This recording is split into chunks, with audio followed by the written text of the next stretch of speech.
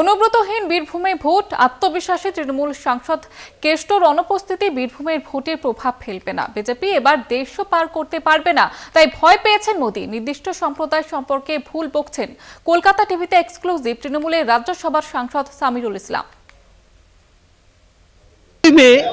চতুর্থ দফার নির্বাচন বীরভূমে, কেষ্টহীন বীরভূমে এই প্রথম জেলায় বড় ভোট হতে চলেছে এবং এই মুহূর্তে দাঁড়িয়ে আমাদের সঙ্গে রয়েছেন বাংলা সংস্কৃতি মঞ্চের সভাপতি তথা রাজ্যসভার তৃণমূলের সাংসদ সামিরুল ইসলাম।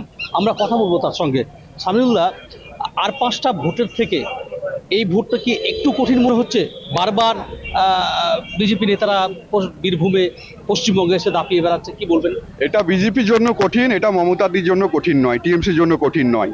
বিজেপির জন্য কঠিন, তার জন্য বিজেপির বিভিন্ন জাতীয় স্তরের নেতা সব বারবার বাংলাতে আসতে চাইছে।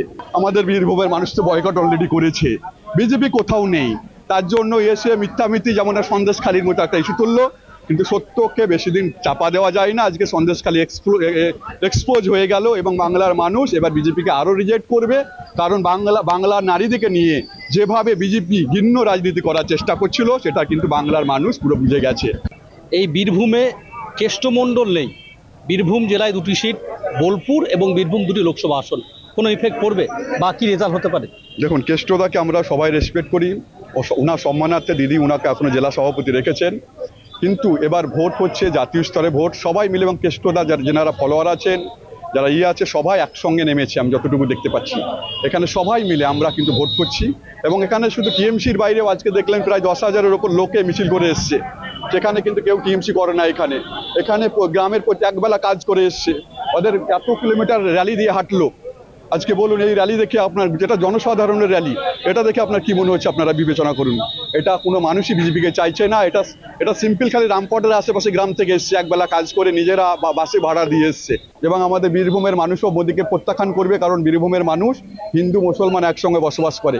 গতকালকের স্পিচে মোদী যেভাবে একটা সম্প্রদায়ের বিরুদ্ধে বলছে, আমি আর আগে কখনো দেখিনি যে কোনো ভারতবর্ষের কোনো প্রধানমন্ত্রী একটা পার্টিকুলার সম্প্রদায়ের এগনেস্টে এভাবে বলতে পারে। মোদী পাগল হয়ে গেছে। মানুষ কখন পাগল হয়? যখন তার পরাজিত নিশ্চিত হয়, তখনই মানুষ পাগল হয়।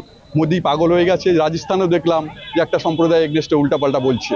এখানকার বাংলার মানুষ সম্প্রীতিপ্রিয় মানুষ, বাংলার মানুষ বাউল প্রেমী মানুষ, বাংলার মানুষ আমাদের হচ্ছে রবীন্দ্রনাথ নজরুলের মানুষ, স্বামী বিবেকানন্দের ফলোয়ার সব আমরা স্বাধীনতা সংগ্রামীদের ফলোয়ার। এখানে বিজেপিকে পুরোপুরি বয়কট অলরেডি করে দিয়েছে। তাহলে বিজেপি ক্ষমতায় আসছে না কেন্দ্রে? আমি যতটুকু ন্যাশনাল লেভেলে যতটুকু দেখেছি, মোদী একদমই আসছে না। মোদী 150 নিচে নামবে। আর এখানে মেজরিটি আমি 40-এর কাছাকাছি আমাদের এবার টিএমসি সরকার পাবে। বীরভূম থেকে ক্যামেরায় আমিরুল ইসলামের সাথে মনা বীরবংশী, কলকাতা।